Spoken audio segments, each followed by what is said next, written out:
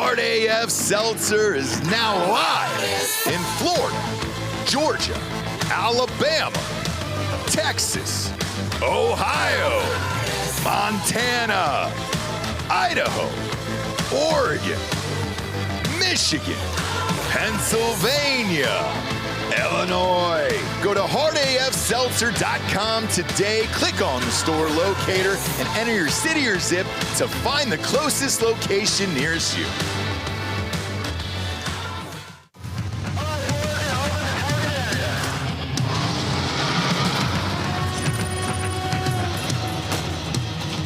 We are gold for energy! Send it! Incoming! Put the money in the bag, man!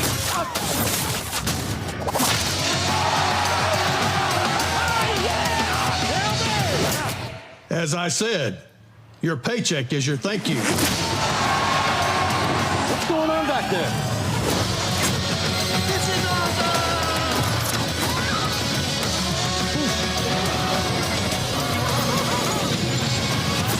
Welcome to Earth! No. Who's flying the plane? Get cockpit. Go. God. Black Rifle Energy, dropping near you. Welcome to Drinkin, bro.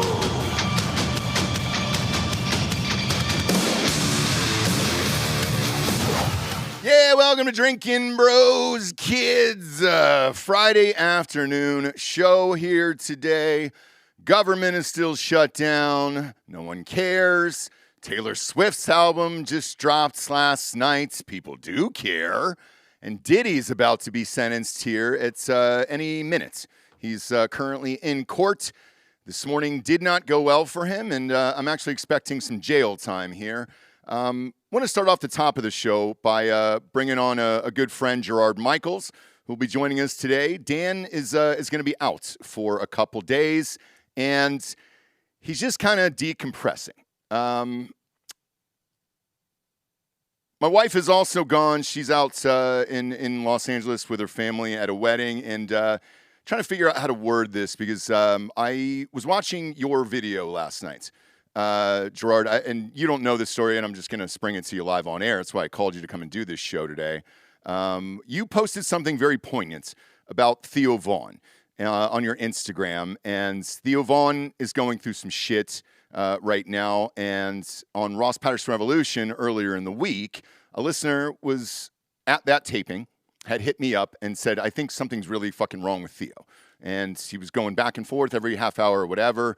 And Gerard, if you don't mind, I'll start the show off with this because this will lead into everything else that I want to chat about here today. Play this video, Bob. Yeah. Thank you for coming on too, man, for real. Oh, anytime, man. Love you guys. You guys show up heavy. Every time I got a show now, there's Drinkin' Bros coming out. Can't thank you guys enough. Hey, we're everywhere, man, and it's great, and we love to see it. And you and I are friends in real life. Can you play that clip, Bob? Yeah. It's the one with Theo Von. There you go. Well, he failed, or who want to write up something that says he failed, or make a meme. I saw one thing it said, bombs Netflix or whatever, taping or whatever. Awesome. Thank you, dude. But homie, I was fucking in that bitch, cuz. You should have seen me, dog. You should have seen me. I'm in the ring, bro. And I failed so many times. You could write what you want, big dog. Write what you want. In 2018, the very first time I played the Comedy Store, I was invited by an agent for an audition. ICM, very big agency. And I played the Belly Room, a small room that's not the main room in the Comedy Store. It's a very famous room, and the room is packed. And I ate shit. I completely bombed. I just ran the light, begging the audience to like me, got pity laughs, and walked off in complete silence. The agent wasn't even there when I left. And as I'm walking completely dejected to the back of the room, somebody taps me on the shoulder and goes, "Hey, chin up, big dog." I thought it was funny. This is Los Angeles, okay? This is a place where people go out of their way to be mean to each other, not supportive and not nice. I'm nobody. I'm some greenhorn that just bombed on stage. I can't do anything for anybody, and there was no reason to be nice to me in this absolute horrible business that we're in. But this guy went out of his way before he went on stage to make sure, hey, it's all good, dude. And that guy was Theo Vaughn. And I doubt he even remembers it, but I'll never forget it. You can say whatever they want about Theo Vaughn. You can play. You can stop there, Bob, actually. Gerard, the reason I bring him up was I watched your clip, and then I listened to his podcast, the full podcast about what went on and what he's going through. And he mentioned the Charlie Kirk thing. It feels like it's lingering over all of us, even with Dan, where he was just like, man, I just need a few days to decompress. I don't think that any of us have really kind of gotten over it. Everywhere I've been, and we just came back from Penn State with a whiteout game. It's all everybody wanted to talk about. I find a lot of people right now are wanting to hang out with their family a little more, which is what Dan is doing with his girlfriend and their kids. If you would have said Dan Hollaway is going to be at fucking Disneyland, I mean, that's where he is. I think even with my wife wanting to go see her family, she sprung it on me live on air last week. I was like, where is all this coming from?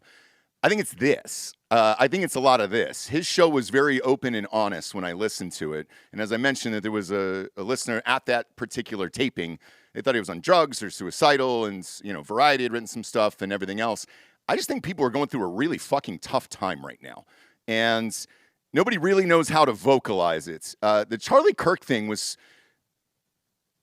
different than Trump because not only he died, whereas Trump stood up and was powerful and we were all like, yeah, fuck everybody. Whereas Charlie was completely helpless, just sitting there on that chair, and the whole entire world saw it. I had to have a conversation with my sixth grader about it and everything else. I feel like there's a funk that is still kind of lingering over everything we're doing. How are you personally doing right now? Man, you're definitely got your finger on the pulse because it's gotten worse in some ways, not better. As you've seen people's reactions to it and their callous reactions to it, especially in the entertainment industry, where, these are my colleagues, if not my friends, and I'm watching them celebrate the murder of a man they've never met and realizing if these guys, if they could kill me, they'd kill me. I kind of knew it. I know that sounds dramatic, but I knew it during COVID. When these people they basically kicked me out of New York, right? They were looking for a reason to get rid of me anyway, and they basically kicked me in. Thank God they did. It was the best thing ever happened in my career. But there's a huge contingent in the entertainment industry and in the world at large, but really centered in the entertainment industry that it's a cult, dude. And you know it. You've been in it. You've been in the deepest depths of it, and you either obey or they treat you like a union scab that crossed the line. And it's during COVID, it felt like, if we were hiding in the attic, they'd be like, hey, the unvaxxed are up there. And that was bad enough. But now that they actually celebrated the death of a man they never met, it's pretty brutal. And as far as, the Charlie Kirk thing is concerned, and the Theo Vaughn aspect of it, anybody that's ever done comedy understands you have good nights, you have bad nights. And that's, that night at the Comedy Store, and again, for people that have never been in it, it's hard to describe. I'm dead broke in 2018. I'm dead broke. I'm taking my last dollars to fly myself out to LA. I'm sleeping in a Red Roof Inn, you know what I mean? Out in 20 minutes away and taking a bus to the Comedy Store. I'm dead broke trying to chase this dream. And you go on stage and it's ICM. And for people that don't know, that was one of the three big agencies at the time. You were either with WME, you were with CAA, or you were the ICM. And if you were in, it's life-changing. It's life-changing stuff. That's how you get on TV. This is how you get your development deals. This is, you're drafted by the big leagues, essentially, right? And to come all the way out there and blow it like I did and just completely eat shit, it's devastating. It's the type of shit like you drink yourself to death and end up in jail that night type of stuff. Like you're all alone, and just the kind words and he wasn't Theo Vaughn back then, but just the fact that especially, and Ross, this, man, if somebody bombs at a comedy club, they got like a stink on them. The other comics want to be like, oh, get away from me. I don't know this guy. So the fact that this dude said that, went out of his way to be like, hey, chin up, big dog. I thought it was good, and then go up on stage. That's so atypical for that moment. And that's such a measure of that man's character. I could do nothing for him. I didn't have 1 million followers. I didn't. My uncle wasn't a casting director. I was just a dude broken in that moment, and he was like, "Hey, it's all good, man." And that's so rare in this business. I can't tell people enough how rare that is for somebody to do that. And for him to be attacked right now, and also what they've done with right now, specials, sorry to interrupt you, Gerard, but right now it feels like he was kind of broken. And listen to his show talk about everything that's been going on, and then mentally trying to get in his space to tape this special. And when you're not really in it, you're not really thinking about the jokes and the sets and everything else, because there's so many outside things that are going on, let alone being a podcaster in this moment. Probably isn't great. One of the things that he didn't discuss was, he talked about the ICE video where somebody had, AI'd him into like an ICE video or popped a clip of him and popped it in there, and it made it seem like he'd signed up for this commercial. And then half of his audience was like, "Fuck you, why would you do this?" and blah, blah, blah. And he goes, "Dude, I didn't have anything to do with it," which was true. And then, I knew he knew Charlie and all the other stuff. And to try to block out that noise and then go on stage, he feels kind of broken. But I just wanted to go on air today and be like, man, I think all of us kind of feel kind of broken right now about it. And I don't really know why. Like with my wife, I said, "Hey, we've got 3 kids. They've got games this weekend. Both of us can't go. You go and be with your family." I was lucky enough that I was just with mine before all this started. Dan was not, and he was just like, "Hey, we're going to do this thing." Even though we're podcasters, and that's what Charlie was, and Theo is, and all the other stuff.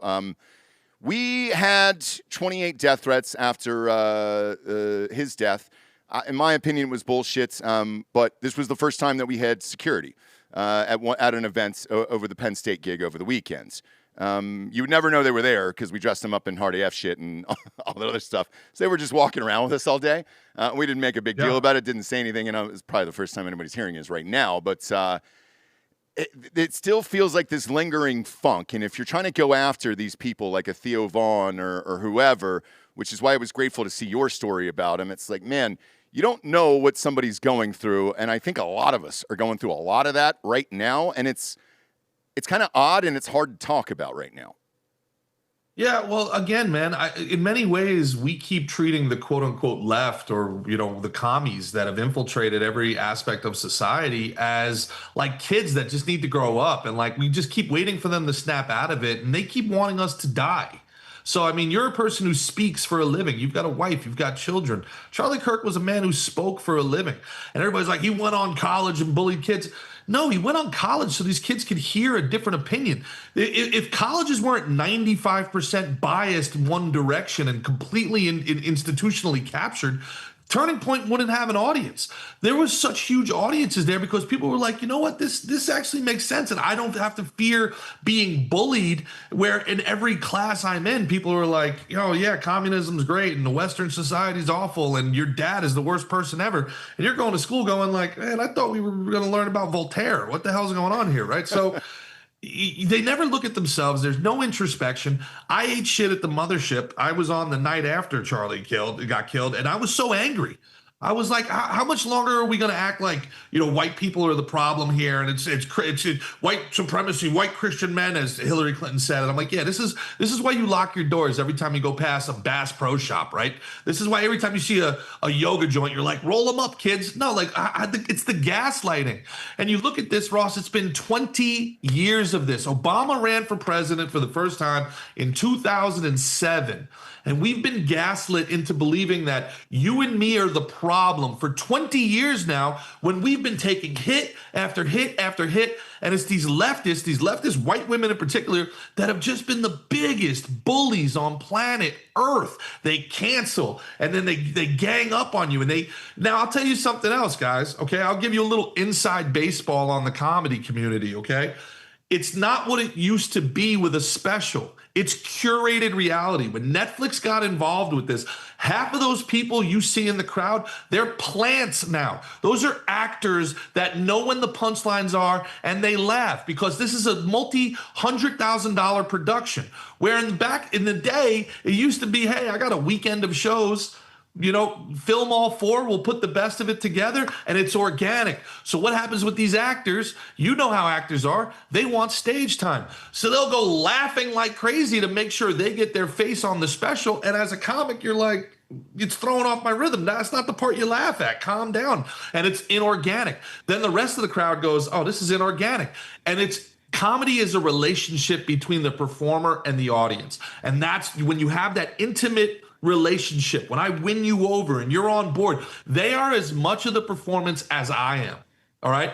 And when they do this curated reality bullshit where they put in 20 plants and now who knows, it's also Netflix and everybody's talking about how Theo Vaughn's a right-wing Nazi now. Who knows if they didn't do it and now I know Shane Gillis denied this, but Shane Gillis's first time on SNL, they put that white woman directly center camera for her to have that puss on her face. And then every time he said something remotely racist, they had a black woman right here that she would look at and then look over there. And you can't tell me SNL, I went back and looked at SNL. There's never anybody in the band in the line of sight of the performer. Never. But all of a sudden, this pretty little white girl is directly in the line of sight. Ross, you've been in production, you've written, you've directed, you've acted. You tell me if any of this stuff ends up happening by coincidence, right? No, it's all true. And like, let's take SNL. I was up for SNL for 3 years. It's 100. It only holds 150 seats. That's one thing, and it's very, very small. You have to be either friends with a performer or the producer or writer or somebody just to even get tickets. They don't even let like Gen Pop try to go in and get tickets. I think, they put like a raffle on it, but it's kind of like the raffle for the Masters. And you're like, oh, Dad, you win the tickets to the Masters this year? Nope, didn't get it for the 30th year in a row. And it's like, okay, huge shock. And I think with Theo, to your point, is kind of questioning what's real, what's going on, what's happening in the world. Do these people like me? What are they thinking about me and all this other shit? And it's a lot right now. And comedy, in particular this week, took a fucking beating with the Riyadh shit, where, god damn, dude, I don't know how you reconcile that. And those are some of my favorite people. But as your favorite comedians and performers, how do you reconcile what those guys did? Money. Look, are you okay with it? Let me ask you that. Are you personally okay with it? I'm personally fine with it. I think the problem becomes when people have problems with America and they talk a lot of shit about America and they got a problem with white men in America like they always do and Christians like they always do. And if they went over there and they didn't say shit about Muslims or Saudi government or anything like that, I don't know what their sets are, but it's low-hanging fruit, right? Like everybody always wants to make fun of, Christian pedophiles, but nobody ever brings up bachabazi. Nobody probably even knows what that is. So I don't like hypocrisy and I don't like cowardice, but take anybody's money. And I'm going to pivot on this real quick if I can. Sure. My big problem is the same problem I have with Elon Musk tweeting all day about cancel Netflix, because they're pushing transgender leftism. Same thing we did with cancel Disney when they changed every ginger character into a black character. Stop complaining and start paying. Elon Musk, take $1 billion and make a Netflix alternative. We're dying. We are dying. We have so many artists on our side of the aisle that are dying to have some distribution, to some form, some way to express our creativity. We don't even want to be multimillionaires. Just give us work, man. And the right just bitches. We moan, we bitch, we moan, but we don't support our own. And you can cry about Riyadh all you want, and I totally get it, but TPUSA is not doing a comedy festival. I used to tell, there's one organization I worked with, you and I talked about it, the worst dinner I ever had in my life. And this guy who I'm not going to say, but all I said was, you guys need to take this money, instead of making your own stuff, you should do a comedy. You should do a movie festival, do a film festival, and have it be a center, libertarian, right wing, whatever, anything that's not crazy woke film festival, and create your catalog that way, and give whoever wins the film festival, well, they get the financing to make another film. Then that's how you build this community. That's how you win people over. And we just constantly are complaining about this stuff, and I get it, but we don't ever make the investment. And it kills me because your children are going to spend more time on screens than we ever did. Somebody is telling their stories. Somebody is getting their worldview across, and it's not us. And instead of complaining about it, we need to be investing in the culture, man. We have to be creating art to compete with this stuff. Yeah, and to your point, with Elon Musk, Disney's for sale right now. They've been sale for 2.5 years now, 3 years. He could just buy it if he wanted to. Paramount Plus went for $8 billion. That's not a lot of money to him, and I know that sounds crazy, but if he wanted to buy Paramount's or Disney, like Disney's for sale, you can buy all that out right now, Elon Musk, instead of canceling it, and then put whatever programming you want in there and see how that shakes out for you. But yeah, to your point, man, all of this is kind of bleeding into all this other shit. We're all screaming at each other back and forth every day. And ironically, on a day like today, the government's shut down. Nobody said a fucking word. Nobody cared. I haven't heard shit about that in the last fucking, I don't know, let's call it 24, 36 hours here. Here's what it feels like to me, and let me ask you if it feels like this to you, as far as the government goes. And then, again, this is also something mentally confusing to me, where we've been conditioned our whole lives to vote for these people and give our trust to these people, and they're going to have our best interests at heart. And then the government has been shut down for 2 days now. Nothing's happened. Do we need them? Do we need these fucking people in there? And I talked to my parents last night after my kids' soccer practice. They're on Social Security, both of them. They're retired. I said, "Did you guys get checks this week?" And they were like, "Yeah, it's digital. It's auto pay." So like, why? It's not like you're walking up to the, "Oh, do you got this week's check, sir?" Or whatever it is. And it's like, nope, just a direct deposit. So what has really happened? Nothing. Do we really need these people? I don't know. So yeah, what are your thoughts on that? My thoughts as somebody that worked in government is they try so hard to stop government shutdown so that the general public doesn't realize how little government we actually need in our lives. And it's a federal government that's shut down. You still got to deal with your state government, your county government, your city government, your town government. We are so ridiculously overtaxed, overregulated, and overgoverned. It's insane. All right. The federal government is so huge. And what these guys are worried about is their trillions of dollars going to the NGOs so they can use your taxpayer dollars to propagandize your children or blow up people across the world in some sort of statecraft stuff. It's so dystopian what's happening. But I'm so proud of us as Americans too, Ross, and you're no small part of this. Guys like you, guys like Dan, that have taken on trillions of dollars of propaganda in the mainstream media, and you've beat them, dude. You know, you and the podcasters like you are a natural antibody to the virus that is this propaganda that the elites in the mainstream media have used to brainwash half of our fellow citizens. But one thing that doesn't get talked enough about, and I know I just bitched and moaned and whined, but it's amazing to me with all of this propaganda, all of this hate, all of this divisiveness that they've tried to like we have been in the middle of a cold civil war. That's just the truth of it. It has been a civil war, and we have been the victims of this fight that's happening for our hearts and minds. And yet here we are still. We're still making memes. We're still laughing. We're still being boys with people. Like we're still like gay people are still cool with straight people. Black people are still cool with white people. You know, men and women, it's a little rough, but Republicans and Democrats in real life are at least still cordial, right? So the American deserves so much credit for their ability and their will to resist all this bullshit. It's just Tylenol and autism pushing through all this weaponized propaganda, man. And you know, guys like you that are able to you know, that stand up to this stuff and speak your mind and get death threats for it.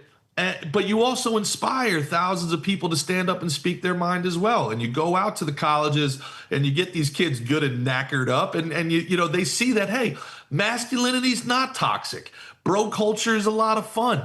You know, it's look, there's black guys, white guys drinking together. We're having a good time. We're more alike than we are apart. You're changing the culture, man. And that's so important because they look at that and they hate that. And that's why something like Charlie Kirk has to hit you hard because shit, dude, you're on the front lines too, bro. You're out there, and if they get him, they can get any one of us. And again, that's what killed me with these other comedians. I don't care. Well, that I did a whole comedy bit about it. It was like, I didn't agree with everything you said. I didn't agree with everything. I don't agree with anything you say. Should I murk you? Like, since when do we have to agree with everybody on anything for them not to get shot in the effing neck? Like, when did this become? This is the litmus test. Like, I grew up in a household where my mom's a Democrat, my dad's a Republican. Is that even legal anymore? You know what I'm saying? Like, this is. I don't think anybody would even get married anymore. I don't think anybody would hop into a relationship anymore. I talked about this 2 days ago where somebody was dating. It's on people's hinge all the time. Yeah, before somebody I was dating before my wife, it was close to a marriage, and I hated her mom.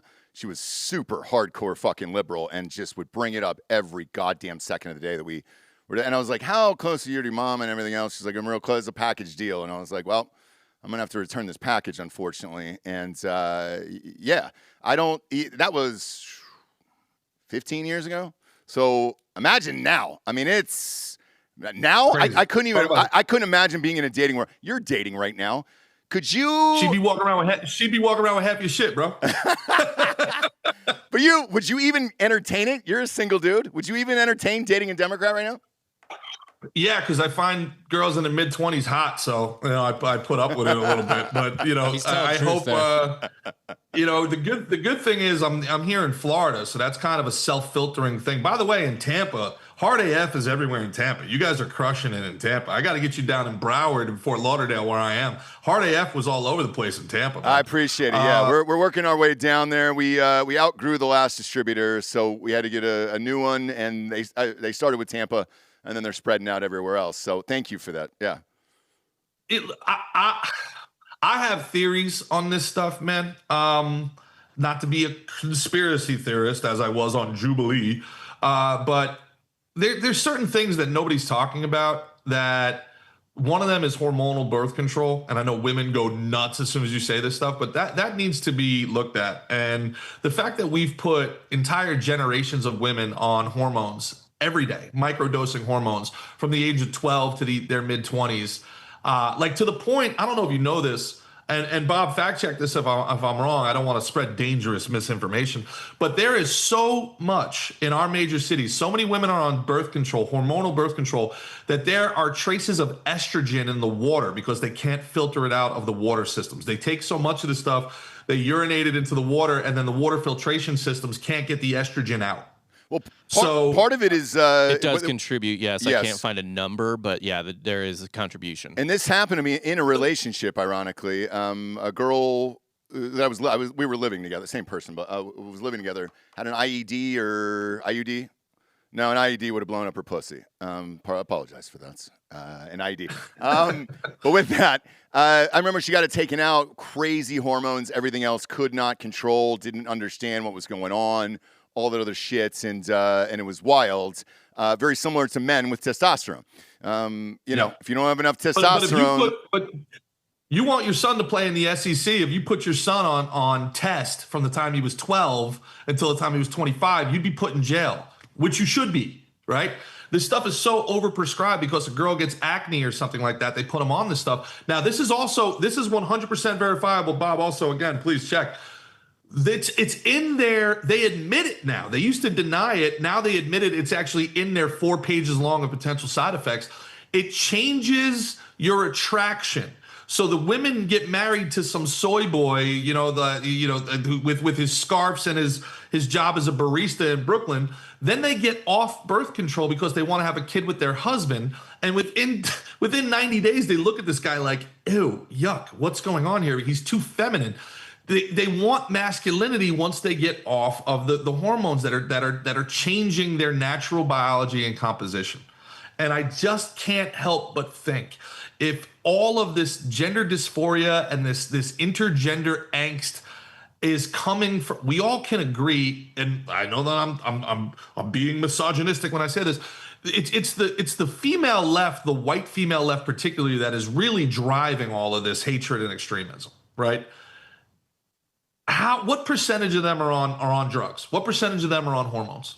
Is anybody looking into this? Is anybody thinking about this? Is anybody even considering this as a possibility? I have, by the way, because it's been a long time that I've had a conversation with a dude from the left who was unreasonable. For real. I've got still, I know it's shocking, I still got some left friends from LA, and it's not the dudes who are the ones who are unreasonable about shit. And I think part of it, Dan and I have discussed this in the past too, is like, I've never been called racist by a black guy, bro. Me neither. And we say this all the fucking time, and people go, "Oh, cool, man, you got the one thing," and whatever. It's like, dude, I grew up in Atlanta. Georgia. Never had a fucking issue, and with what's going on in today's society, I think there's a decent shot at that. It's a lot of women who are pushing these problems on everybody else from the left. I think there's two things: either they don't have kids, which is common. I've seen that a lot, where it's and they have nothing to live for. So then magically at like 38, you become an activist because you can't have kids anymore, and the dog isn't enough, the cat isn't enough. It is. It's the Chelsea. You go from Chelsea Handler. You go from what is it? It's Hooters, stripper, realtor, activist. Is that the natural progression of things? Yes. I'll take. What is RN in there somewhere? I'll take two people who are very similar and work together for a long time. One of them I used to write with and for, Whitney Cummings. You take her and Chelsea Handler. Chelsea Handler is a full-on fucking activist now. Whitney Cummings had a kid, went on Bill Maher, and was looking at the world on Bill Maher, and she goes, man, there's some shit that I want to get a gun. I want to do something. And it's just like, I got a kid. I got to protect this person now and everything else. And my views are changing and I don't know what's going to happen and all that other shit. I'm not a scientist, RP, but in order to have a kid, you have to get off what? Hormones. You got to get off the birth control. You got to get off all the shit. So, yeah. And hey, I like to have a good time like everybody else. I'm all for non-hormonal birth control. I love nutting and sluts. It's one of my favorite things on earth to do. But I don't want to ruin society for my good time. That's, again, it's just a theory. I'm just an idiot. I don't know. Because on the dude side, I've talked about this in the past with the testosterone thing, man. Like, dude, it made Charlie Sheen gay. Dude, he flipped over the menu. Men want to start sucking dick, smoking crack. Change you? I mean, and I've shared my story a million times here, where it was like, dude, everything was great in my life. I couldn't figure out this like massive crash that I had, and it was the first and only time I've ever thought like suicidal, where I was just like, holy shit, and I didn't know why. Asked the doctors about it; they couldn't figure it out. These local dicks, and then Dan was the one who told me. He goes, hey man, I think you should get your T levels checked. And I was like, what the fuck is that? I didn't even know what it was. And I did. Doctor was like, man, this is really fucking low. You got to start, doing it and not overdo it. So it's like, I'm not fucking jacked by any stretch of the imagination.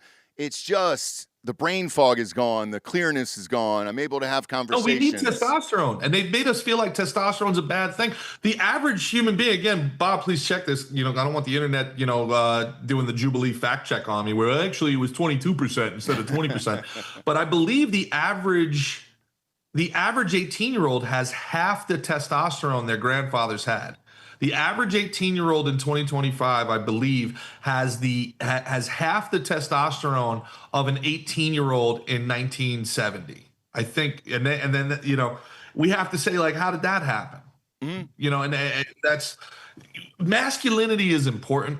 And I think we've learned again over the last 10, 20 years where it's been absolutely under attack that being a man is not necessarily about being jacked up and all this stuff, although that's great.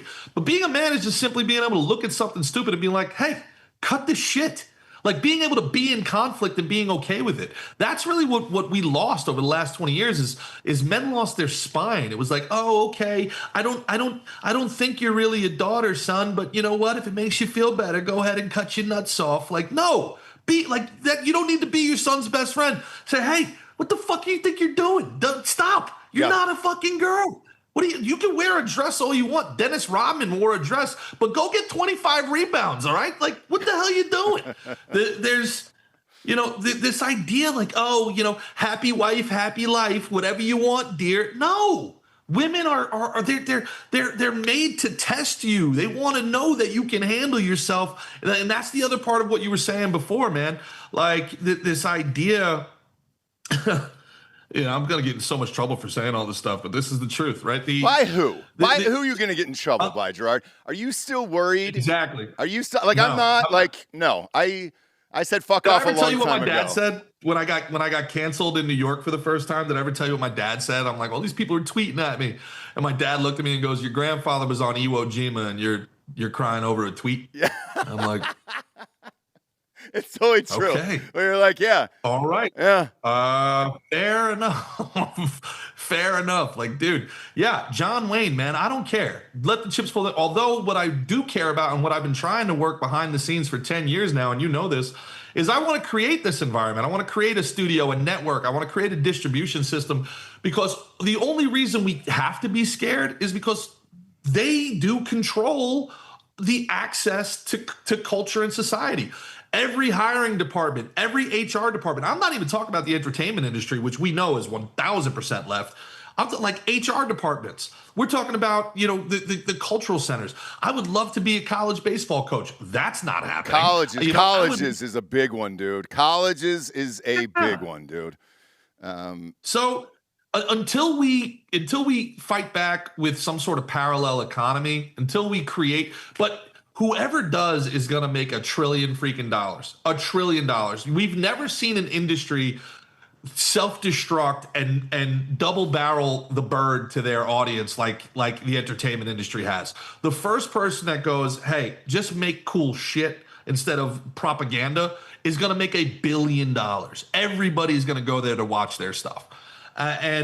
These women, like, they're in constant conflict. Women are okay with conflict. They can sit there, not talk to each other, stay in the same room with this silent treatment stuff. Men have to fight.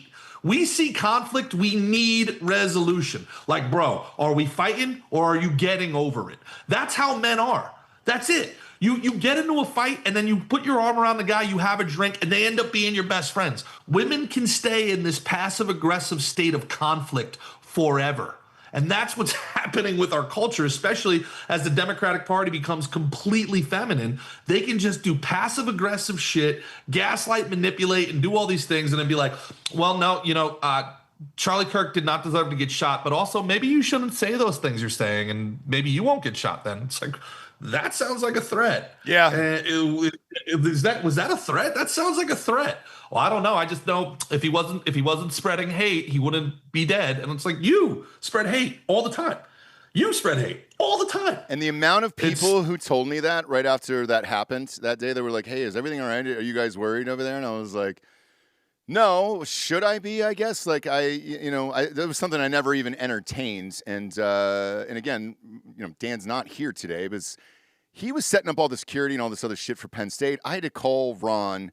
Shout out to Ron Zimmich for putting that on. I know it's Mick, but I've already lived with Zimmich for 40 fucking times. I called him personally, who's throwing on that tailgate at Penn State, and I said, hey man, I know you got kids there and all this other stuff. And he goes, are you worried? And I go, no, we're going to have people there and they'll be wearing hard AS seltzer shit and everything else. Nobody will know they're there because I don't want to do that either. And I go, we're just going to rage all day. And he goes, are you coming for 20 minutes? I was like, no, we'll be there for 6-7 hours. Like we're raging all day. Like it is a normal fucking day. And Dan was the one who was just like, hey, when we got those death threats, he goes, by the way, we're not canceling this. He goes, there's no shot. He goes, we're going, we're doing this. And I go, great. I go, I never had a thought to cancel. And I go, but also I didn't see the other side of this because I don't really check messages and all that stuff. He did. Like he kind of handles that aspect of it. And he was the one who told me. And I was like, oh, fuck. They were turned into the proper people and all the other shit. And threatening Dan Hollaway with death is a bold strategy. It's hilarious. It's hilarious. That's a bold strategy. But the fact that he went out of his way to get security for us was also like, oh shit. Some of it must have been credible. It hasn't happened since, and that's why I feel fine to talk about it today. And no, dude, but hey, listen. As somebody that studied this extensively in college and Bolshevism and you know the long march through the institutions, which is what we're living through right now. If people want to Google something and kind of get an idea of what you're living in, what you talked about before, this chaos we're living in, the actual explanation lies in something called the long march through the institutions. Familiarize yourself with that. Familiarize yourself with Gramsci, the Cultural Revolution, Mao, and the Four Olds, and a lot of this stuff will start to make sense. Part of that is the lionization of the martyr, and that's where they psyop some young kid, normally a young man, into enacting the praxis, which is murdering the bourgeoisie. And then they turn that man into a hero. And this is why young idiots, gay people, walk around with pictures of Che Guevara on their chest still today, even though he would have lined them up against the wall and shot them without second thought. Because to them, these are the people that turn their words into actions. They are the frontline soldiers. They are the saints of this religion. And that's a very big thing that people have to understand. We think we're having a political conversation. These people are religious zealots. This is not politics to them. This is religion. This is their worldview.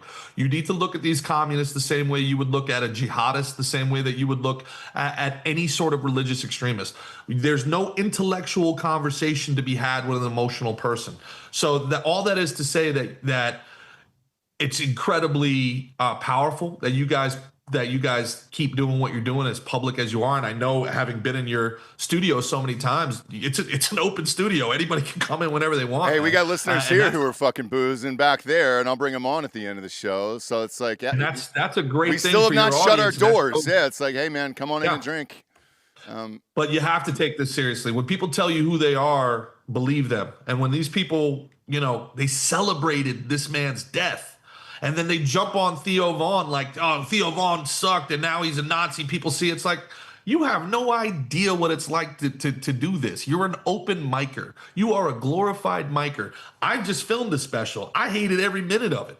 You don't think any of your jokes are good enough. Nothing comes out well. It's horrible. It's horrible. The way to do it is like Adam Sandler does it. Hey, film me for a month and let's put the best parts together. Not all of us have $250,000 to do that. So you got one night and everything's got to go right, man. And it's insane. The only way to describe it would be like, dude, imagine playing in the Super Bowl, and the only way that you have a good game is if you go 100% completion percentage. Every pass you throw has to be caught. Everyone. Otherwise, the internet's going to be like, this sucked. Well, I like this joke, but the other three sucked. It's terrible. It's horrible. We filmed for 90 minutes to get 30 minutes, guys. So... nobody cares, right? At the end of the day, he's rich, he's famous. This is part of it. I know, and everybody said I'm hearing that a lot too. But it's about the person, and I've found, again, since the Charlie Kirk thing in particular, it's going out of my way to try to talk about the goodness in people versus the evil in people. Where, like Theo Von, I've met him, I don't know, 3-4 times. First was at a UFC fight. It was McGregor when he broke his leg in half. And we were talking about podcasting, and he was sitting like the row next to me. And I go, hey, man, we're trying to get you on the show. The audience loves you. They've always wanted you on and everything. Oh, cool, man. If I'm out there, I'd love to do it and all this other stuff. And then he looks at me, and we don't know each other at all at this point. It's very similar to your story. And he goes, man, you believe we're able to make a living off of doing podcasts? And he was just so excited about it, right? And I was like, fuck yeah, it's crazy, right? This is awesome. Second time I ran into him was at Tucker Carlson's Christmas party that was last December, and couldn't be a nicer, more genuine human being. And we're just willing to tear these people down just because, oh, hey, well, he's rich, fuck off, or he had a bad night, fuck off, and all this other stuff, rather than just saying, hey, is there something wrong? Because I brought it up on my show the other day because some listeners had said, I think there's something wrong with him. It was very cool of him to come out and just be that open and honest in a podcast, and that's kind of what I wanted to do today, because I don't feel like everything's okay right now. I really don't. Well, he said one thing. Yeah, go ahead. He said one thing that really resonated with me. And he said, I'm living all my dreams and I can't figure out a way to enjoy it.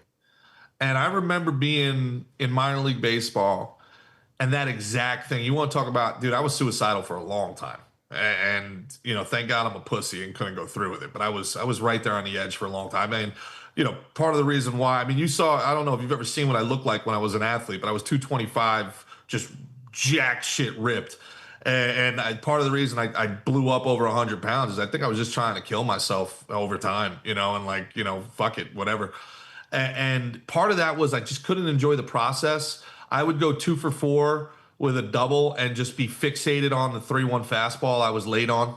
You know what I mean? And the reason I didn't make the big leagues is because I fouled that ball off. Like I could not enjoy the process at all. And when I heard him say that, I'm like, that's the bad sign. That's, when you're so locked in and you're so fixated on this thing and you're so aware of the opportunity, right? Like it's almost like the dumber people are the more successful because they just don't understand what the stakes. Like Manny Ramirez never gave a shit. I know. Like 3, bases loaded, 2 outs, World Series. Manny Ramirez is just like, man, I wish I had a hot dog. Like that's the people. It's the people that are locked in, the people that get it. Those are the ones that become self-destructive, right? And that's was the big red flag to me, the big trigger. And he needs people in his life. He needs people around him that are going to be like, hey, man, it's just a job. It's just a job. At the end of the day, it's a job. Log in, log out. Clock in, clock out. Leave the phone at home and go to Disneyland for a weekend. Like it's just a job, brother. And there's so much more to this thing than that. It is. And to your point, I just had this conversation with a dad last week about his kid. And I won't say what sport it is. I coach multiple, but I said, man, I love watching your kid play ball. I go, he can just do anything. And it's like, it's effortless. And he goes, yeah, because there's nothing up there. It's not like he's going to take the LSATs or anything. You go to, and I fucking died laughing because it's rare that you hear that kind of honesty from a parent. And he goes, that's why, man, he doesn't think about anything when he goes out there. And if you tell him just to do something, he'll just do it because there's nothing upstairs. And unfortunately for a lot of us, we've got a million things that we're thinking about at all times and everything else, and you don't know how to shut it out. Ambition is very useful, dude. You're a very ambitious guy. You got a lot going on. You want to provide for your family. You are, and you're impacting culture. Ambition is great, but it can be destructive, man. It can be destructive. You have to be able to stay present and be okay with failure in ways that I still struggle with. Without it, it's this balancing act, man. And then again, we talked about Charlie Sheen and all these other things. Life is hard enough, and then people start throwing hormones into the mix, and then these highs and these lows start really swinging, and that's when it gets dangerous. That's when the boat starts rocking, man.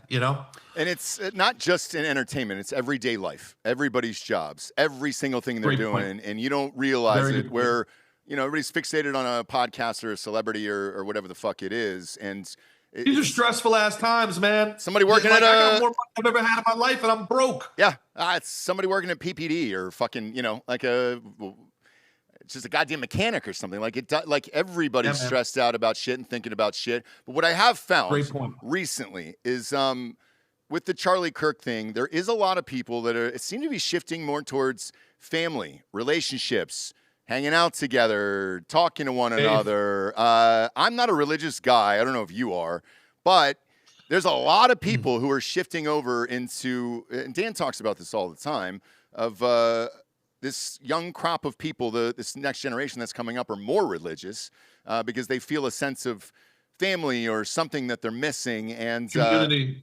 Yeah. Let me say this. I struggle with religion, but I do believe in God, and I do think it's a good sign that people are seeking out communities that are constructive instead of destructive, that they want to be around people that want to be better, that they want to be around people that want to improve, that want to be spiritually aware. I think that's a very important thing. And I think the attack on Christianity, and I have my problems with Christianity, but there's been an attack on Christianity for 20 years. And that's unassailably true. And I think that we threw the baby out with the bathwater. And there was a lot of really good things about those communities. There was a lot of cathartic things for people to be able to talk to somebody and feel absolution for things that were weighing on them. And just to have even 1 hour a week to kind of repent and be humble and consider good things and think positive things with positive people and to even just say, hey, I just want to be a little bit of a better person. I think that's a very good thing. I still struggle with religion myself, man, but I think it's been a much, much better thing for society than a negative. And I like the fact that people are at least open to giving it another shot. I did too. And Texas, living here, it's the first time I've seen people pray before games and after games at a level like this. That didn't really happen when I was growing up. And even that, the message is positive at the end of the day. So it's not like they're trying to convert you into whatever religion they're in. The message is positive. And I think the message for Christianity and everything else, the ideals and the set of beliefs are all positive and good for not only people, but the country itself. So I don't mind it, even though I'm not the most religious guy. However, as the days tick on, you start to find yourself kind of leading more towards that, where you're like, all right, I got to believe in something. Somebody help me out here.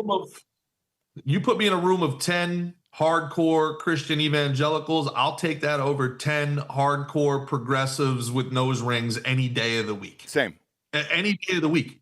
You know what? The idea that these are judgmental people and all, dude. Who are you talk about the pot calling the kettle Antifa? Are you crazy? Are you like I can't even imagine being left wing today, where you have to constantly self-censor and police yourself. God forbid somebody turns on you, and like guys, who lives life like this? And how did we let these people? All right, it's one thing with DEI, and we get it. DEI, at the end of the day, it's just Democrat Party Nepo babies. That's all it is. They just gave their voting blocks as many jobs as they wanted. But did they need to give them authority? We have all of these unqualified people, and I'm not talking about black people. I'm talking about everybody that was fired and hired, everybody that they got rid of with the vax and hired with their own people. And we're talking about teachers. We're talking about local government, state government, federal government, the freaking FBI, TSA, air traffic control.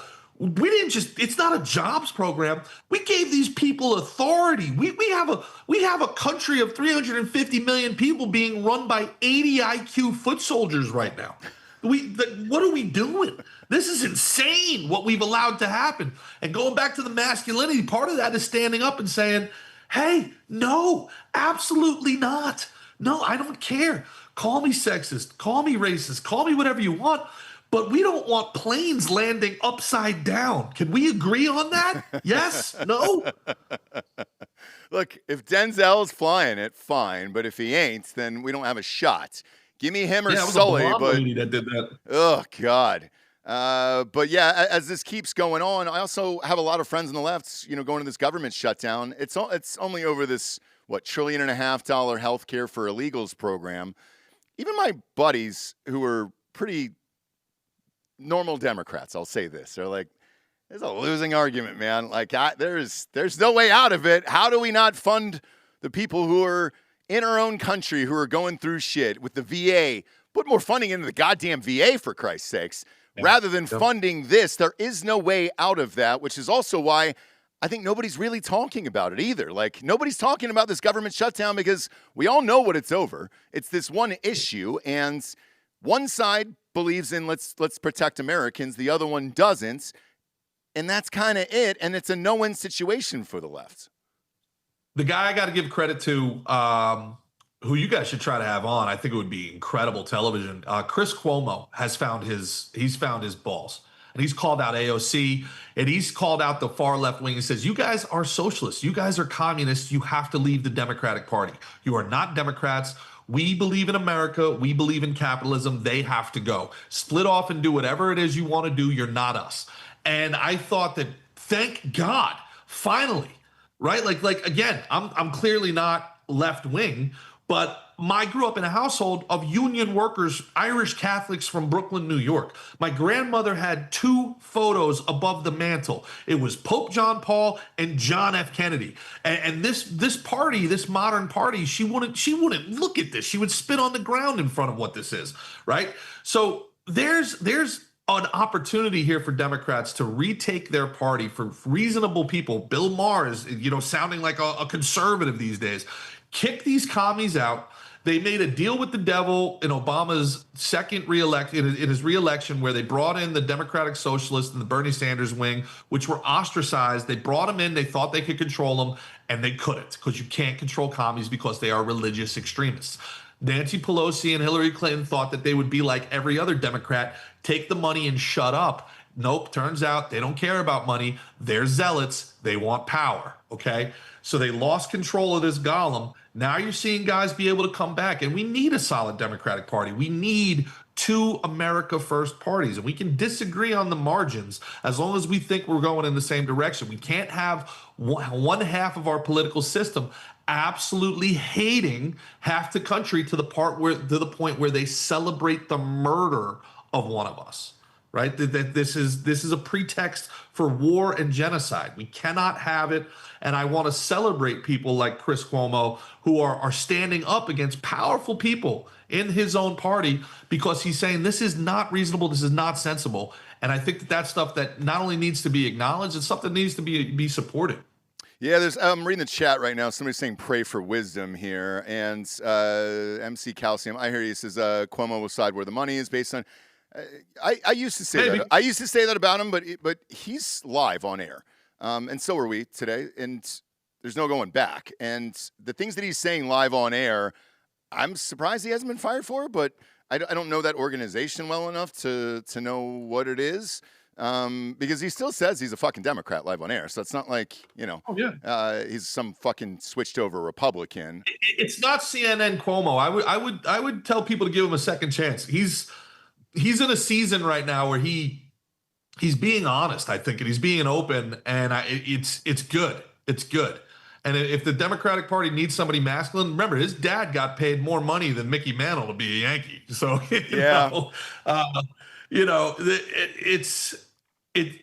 we need each other, man. We're not splitting up. We're not breaking up. We need each other, and I just want to feel like,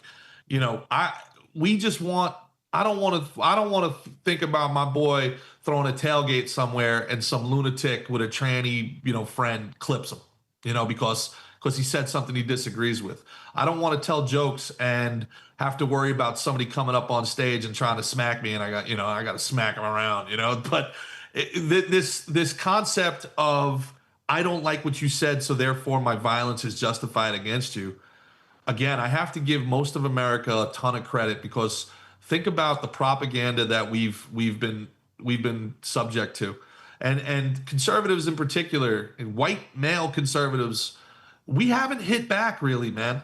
We've taken it, and we keep waiting for them to come to their senses, and nobody's giving us credit. Nobody's giving the reasonable masses credit for how much patience we have had with this left-wing lunacy, and we deserve credit for that. You deserve credit for that. We've beat them too. We're winning. They have all-time low approval ratings, and we've beat them with comedy. We've beat them with memes. We've beat them with fun. We've beat them with frat parties. We beat them with drinking bros, with Old Row, with SEC football. Yeah. Paul Feinbaum's going to be a senator. We are winning, guys. They took a shot at Trump because they can't beat him. He's too funny. He does too good at social media. They killed Charlie Kirk because they couldn't beat him in conversation at the Comedy Cafe with the great Dave Landau. And then I'm going to be in Zany's Nashville Sunday with Landau also. Okay, perfect. But not right now, right? No. Oh, fuck it. I'm good. Look, because you're a homie in real life. So, like, I tell you what, we're going to run long today. Who gives a fuck? Let's do sponsors now. Do you care?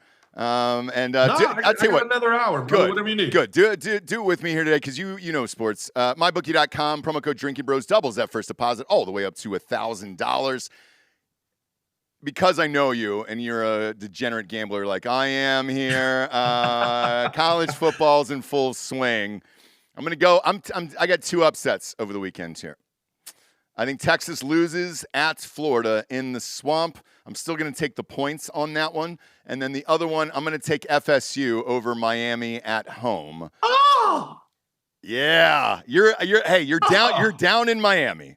Have you seen Carson Beck play? How's the team? Yes. How's it looking? Yes. Oh, dude, love them. They got their swagger back. Cristobal is you through and through.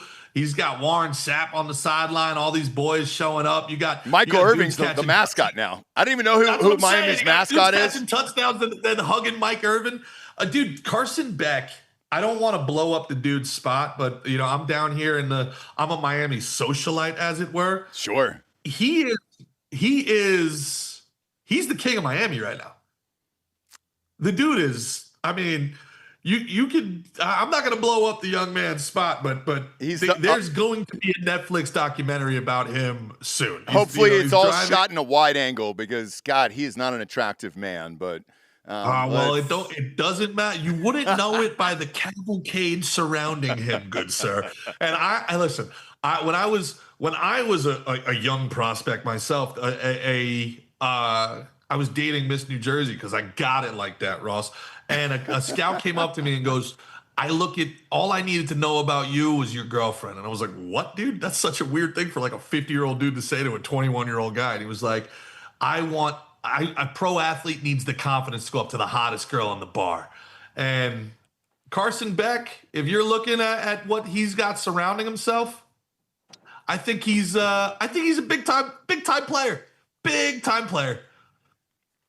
I'm going. Look, I'm all over. Unfortunately, I'm all over Florida State here at home. I cannot wait to watch this game. I'm not even taking the points. I'm going money line on that. Texas, Florida. Chris Winkie is not walking through that door. Yeah, boy. There's just something in the air this weekend. I'm telling you.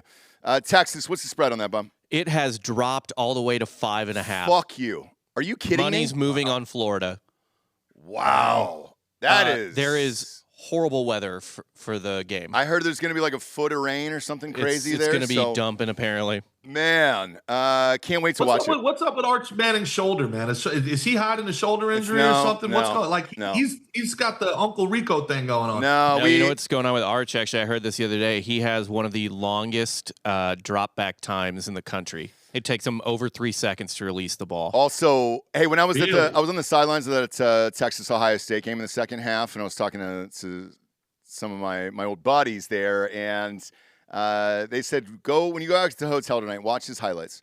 And I was like, what do you mean? They're like, watch his high school highlights. He played 2A in Louisiana, which I didn't realize. And when I went back to the hotel that night and watched him, he's playing against children, but he's still Arch Manning, so he's still enormous and everything else. But yeah, he had all day to throw. He had all day to run. He could put on all the highlights and all that stuff. He wasn't playing the Louisiana boys that we know. He was in with the Catholic school, I think, Bob. Was it a Catholic school that he went to? Yeah. So he was playing, just horrific talent. Well, first off, there are a ton of elite Catholic schools that have football, but there are just not there. He played at a tiny one. Yep, just not there. And somebody was asking me about this the other night, like, where are the elite ones? Maitre D in California is one of them. There's one in Vegas. There's a ton of good Catholic schools that are elite in the country. I just ain't one of them down there, and he's having some problems. At least he'll come back. He has the physical tools and all that other shit, but I think they win this weekend, and I can't wait to watch that game. Ton of amazing games on this weekend. Go to mybookie.com, enter that promo code Drinkin Bros to double that first deposits all the way up to $1,000. Who do you got winning the World Series, Gerard? Because the Yankees just prevailed last night. Dodgers are on to the next round. I know it's chalk, but Dodgers until proven otherwise, man. I know. That's how I feel. Proven otherwise. Yeah. That's how I feel. And I wouldn't be pissed off at a Dodgers-Yankees rematch, man, to be honest with you. I know. I'd like to see the Phillies. I'd like to see this group of guys. I feel like this is their last hurrah. I think it's Bryce Harper's last hurrah. Yeah. Bryce Harper's last hurrah. Schwarber in a just world where Hal Steinbrenner remembers who his effing father was. Schwarber is a Yankee next year. along with Pete Alonso, and they just blow the doors off everybody next year. But yeah, the Yankees are so flawed. I would bet you. All right, I would bet you managing against Aaron Boone. He's so bad at this. He does not inspire confidence. He does whatever Cashman wants him to do, which is why he's got the job for as long. Can you imagine Brian Cashman like calling down to Joe Torre and being like, "Hey, I need you to sit Tino Martinez and Paul O'Neill in game 1. We're facing a lefty." Joe Torre would have been like, "Get out right." You know what? Hey, is this the Gambinos? Can you get rid of this Cashman guy for me? That it would be nuts. It would be the most insane. Well, we're facing a lefty, so we can't have 2 of our 4 best hitters in Latin. Oh my God, guys, stop. No, I agree. Stop. I agree. Play, dude. I think Dodgers win it all. I'd like to see Bryce Harper get one, and I think the window's closing, so we'll see. Next up, firstform.com/drinking bros. See the protein bars on my desk, the level 1 bars. Got the protein powder over there. Also, those micro factors are elite. Take the guesswork out of vitamins. Big 6 in it. Antioxidants, CoQ10s, multivitamins, fruits and veggies, EFAs, and the probiotics. 30 individual bags. Boom, you pop one in your mouth. 30 days later, you order a new box. You're good to go. If you're on the road, we always travel with these. Dan and I stuff our backpacks with these protein bars. It is a nice little meal replacement in the afternoon there, especially when we're on the go, meeting and greeting with Hard AF Seltzer managers and all that other stuff. They got a million flavors. Pumpkin spice is new. Strawberry smash cake, birthday cake my kids love. Chocolates, peanut butter pretzel is also bomb. The salted caramel, let's go. That's still my favorite there. And all of these also come in powders as well, along with the new pumpkin spice and the cookies and cream. So if you're old school and going to the gym and mixing up the powder and some milk, let's fucking go. Best tasting flavors in the business, best supplement company on the planet, in my opinion, owned by Andy Frisella, host of Real AF podcasts. And yes, he does live that life. If you've not been up to HQ, for First Form, it is a fucking bucket list item. I can promise you that. So go to firstform.com/drinking bros today. And that is First Form spelled with a 1. 1STPHORM, firstform.com/drinking bros. As always, orders over $100 get free shipping. Last but not least is our own brand here. Wearing the Oregon colors here for Charlie Kirk. When he was on the show and we had that bet, I had to wear him on the next day because I lost. It was against Ohio State. Got him on today. Been thinking about him today and everything that's going on. Love you, dude. That was the opening of Hard AF up there, which is why we were up there for that game. Dad, parents had season tickets forever and all that other shit. Right now we're in Circle K's down in Tuscaloosa and University of Auburn. They have picked that as a test market for all the Circle K's that goes on through November 6th. Please buy them out for the next 33 days, and then they'll put us in 3,000 stores in the Southeast. It'll be a big deal. It'll literally change the company overnight. We're in, I think, 8,000 retailers right now. Go to hardafseltzer.com, click on the store locator, enter your city or zip, and it'll take you to the closest location nearest you. And I will be at the Illinois game this weekend drinking these ones inside the stadium because we got University of Illinois, University of Michigan, and Penn State. So let's see what happens there. Bob, do we have any updates on the Diddy verdict here? Because that is supposed to come down. Mentioned at the top of the show that this was happening live. Now, it didn't start well for Diddy today. Prosecutors led off with, before the sentencing, that it was confirmed that he had speaking gigs booked next week in Miami, Gerard, where you are. Were you opening up for Diddy next week and you just weren't going to tell us, or what's happening with that? Did you just ask me if I am opening up for Diddy? He's got, the prosecution said he had already booked speaking gigs for next week. I'm more of a movie guy, not a music guy, so I would open up for Harvey Weinstein probably. He was in movies. He was in movies. He can insert, Go ahead. Yeah. I believe that's called kimmeling. That's how you get ahead in this business? You do kimmeling? Is that you just allow entry into any port, good sailor. Yeah, dude. I am conditioned to believe that very rich and famous people are not held accountable for their actions. So I think I'd be shocked if it's anything more than time served plus 6 months. All right. That would be what, a 2-year sentence? Nothing yet. I'm saying nothing yet, Bob. So here's my prediction since there's nothing yet because And it was Comey, right? It was Comey's daughter that was the prosecutor. And she's on this? gone. Is that right? So she wasn't in there this morning. So she got fired. She was not in there this morning. She got replaced, and her replacement was the one who said, "Hey, he's got some speaking gigs booked, so he thinks he's getting out." Prosecution last week recommended 11 years. I said there. Was that 50 Cent letter? Was that real? The 50 Cent letter? The letter wasn't real, but it's hilarious. Like it's a nice troll by him. Because he's got a documentary. So it's not real letter to the judge? And he's got a documentary that he's sitting on right now behind the scenes.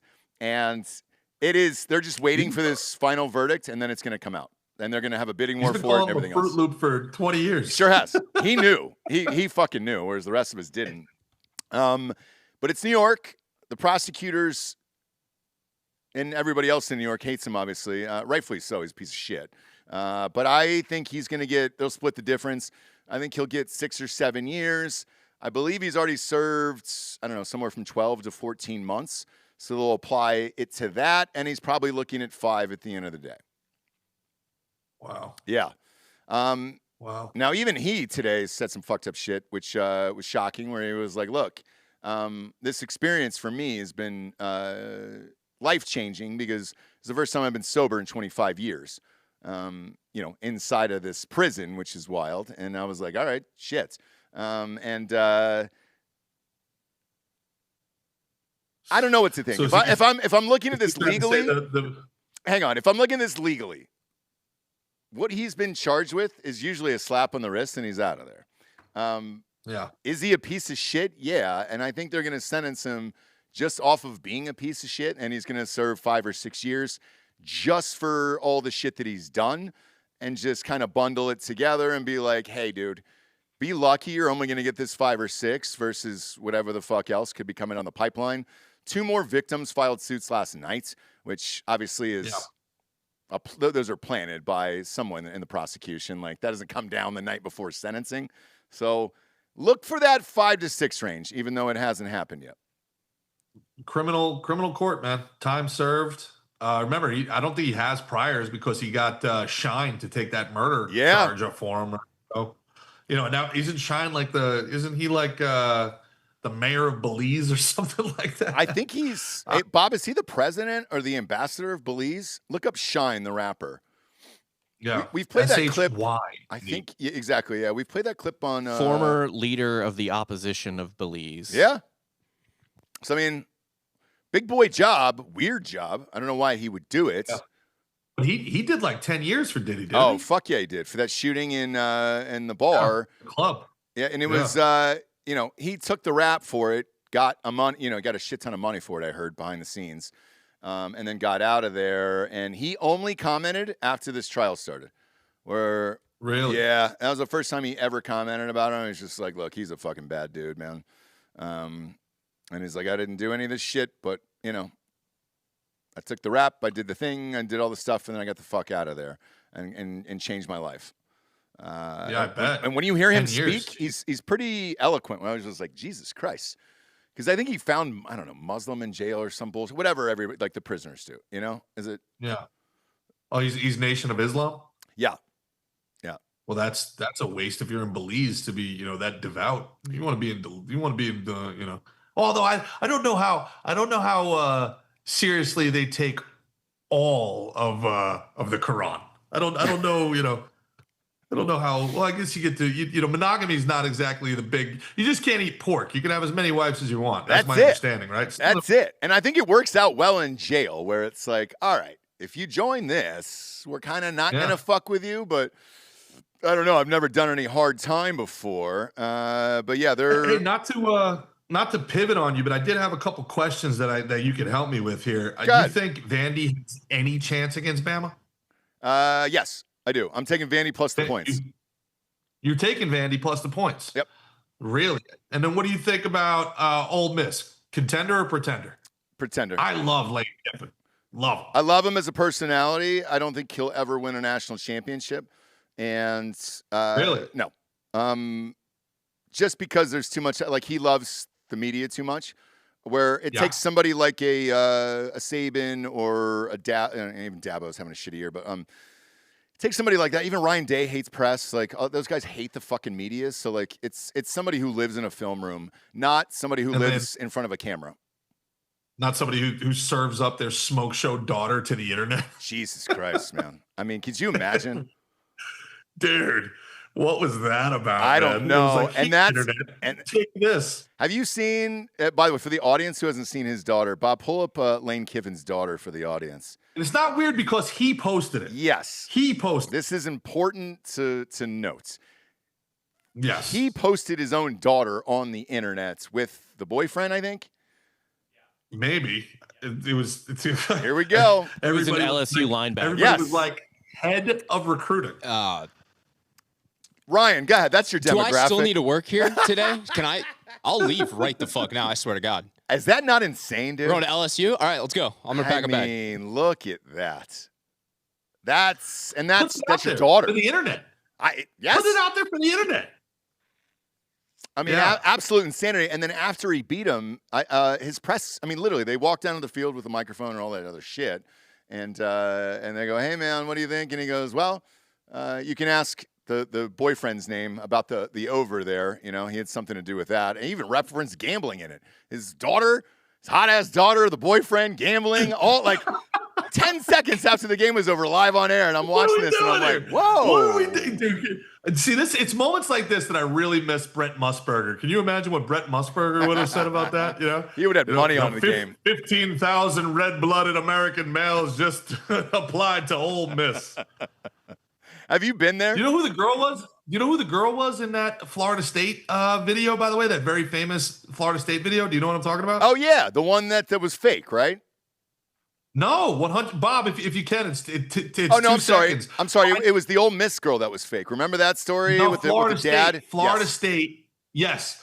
So Florida State, they pull up these hot chicks that are like basically like taking their tops off, and Brent Musburger's like, and 15,000 red-blooded American males just applied to Florida State. I remember him. The girl, yeah. the girl ended up being Jen Sturger. Yep. From Brett Favre fame. So I just watched that documentary. I can save you guys from watching it because it's not very good. That was a hit piece, man. God, the whole Hit thing piece. was a hit. They didn't even talk about that he was even like a good quarterback. They were basically just talking about the worst dick pic taken of all time. And thank God I'm married and I don't have to deal with that bullshit. But like, man, the whole thing was about the dick pic and the court case and everything else. Now, not to say that Brett Favre isn't an asshole. He's been on this show before. And a lot of confidence to send a flaccid dick pic to a smoke show chick that works for the same organization of you. I mean, nobody talks about the confidence, like that Super Bowl winning confidence. Okay. Like we were talking about before, like not being smart enough. Like that's who you want, the Manny Ramirez thing. He was just like, I like the way this is hanging right now. Didn't even get any blood pumping in that sucker. He was like, this chick needs to see this as I am. And that's how you win a Super Bowl, folks. It's that combination of talent and autism is how you win in this world. Okay. can I tell you a true story? Nobody knows this. This is the first time the audience will hear this. So we had Brett Favre on the show, and his co-host. Rob, do you remember who his co-host was on the podcast he was doing? I don't off the top of my head. It was someone from Fox. It was somebody maybe? from Fox. Yeah, Yeah. Fox News. And they were promoting the podcast and coming on and everything else. Dan and I were just waiting for the entire show, just to ask him about the dick pic at the end of the show, because we thought it was on Zoom like this. We thought he would turn it off and kind of like bounce, and it was like, all right, at least the interview's done, and we don't really give a fuck, right? We got it in the can, and we're all good. I did it with same thing with Marjorie Taylor Greene when she was on the show. It was one question that they asked me not to talk about, so I heard in my ear that she had 30 seconds left, and I was like, well, I'm going to fire away at this question. And she was like, dude, that was not supposed to air. And I met her later at a party, and I go, hey, it's Ross from Drinkin Bros. And she goes, you motherfucker. And she was really funny about it. And I was like, okay, cool. But with Favre, we were loaded, Dan and I, with his dick pic question. And it was going to be the last one, and we thought he was going to walk off the show. Hey, Brett, You took the worst dick pic in history, man. Do you ever look back at that and wish you would have had a different angle or greased it up with 2 hands and got a little bit of hardness in there? Because that's what you need for a good dick pic. You know, you can't have it fully erect. It's got to be at 65 to 68%. Hard to give it your best, you know, and it's got to have a little sheen to it. And not Charlie on that. Maybe some cocoa butter, some, you know, something wet to make it really shine. You want a Michael Bay lens flare. Let's put some production value into this thing. Yes, and Brett did not. I mean, it looked like he walked out to the backyard halfway through a mow. You know, he was pouring gas in the goddamn thing. He was like, well, here's the best. He had his white New Balances on. Oh, dude, just grass everywhere, and you could smell the gasoline in the dick pic photo where you were just like, Jesus, Brett, get back on the fucking John Deere and finish the rest of the yard. And his co-host, no lie, because we do the Drinkin' Bro of the Week at the end of the show. I go, hey, who do you want to give the Drinkin' Bro of the Week to? And the co-host goes, I'd like to give it to my son who overdosed of a drug addiction, and tells this crazy story about his son dying. And I look over at Dan because we're aware of what the monitors, what's on TV and what's not on TV. And I look over at Dan, and we just couldn't do it, man, of like this guy just poured his heart out about his son. And I was like, I can't end this show with, tell me about that horrific dick pic. Thanks about your dead son, but tell me about that dick pic, man. And I was like, oh, fuck. He preempted you. Preempted you. It's almost like he fucking knew. And I was like, God damn it, man. What the He's a fuck? pro. That's a pro. Damn, I was so angry. And I go, as soon as the show ended, we'll usually chat about it here for a couple minutes before we either do sponsor reads or phone calls or whatever it is. And I looked over and I go, man, the audience is going to bury us for not asking about that dick pic. When I fully had it lined up. Like, it was ready to go for that last walk-off question. Because I knew they were just going to shut the Zoom down. And I couldn't pull the trigger after the dying son. And I just, yeah. I want you guys to know this. I don't know how many years ago, Bob. Do you know how many years ago that was now at this point? Oh man, that was at least two, if I not think. Yeah. three. And by the way, I still think about it. I still think about that question that I didn't get to ask him about the dick pic. Which means you're still thinking about Brett Favre's flaccid penis. Yes. All the time. Yes. All the time. It haunts you. It haunts you. Enough that Netflix made an entire documentary about it. I mean, the whole doc is just about the dick pic. That's it. Yeah. Now, if he was a Democrat, did they make that doc? No. No, that's exactly what we're talking about. No. But also, you know, the stealing money from the state and all that other shits for the volleyball court. Like, I mean, he did it. Let's Sure. be honest. Like, I read the text messages. Yeah, well, it's kind of that concept, like, I want it to go to the thing I want it to go to. It doesn't need to get dispersed evenly everywhere. Have you had that? You've interviewed a ton of people. Was there a question that you just couldn't ask or were too afraid or something happens? Not with me doing my own stuff, but back when I was on the PBD podcast, there were things that I really couldn't ask. And like, you talking about Patrick Bet-David? I don't. Yeah.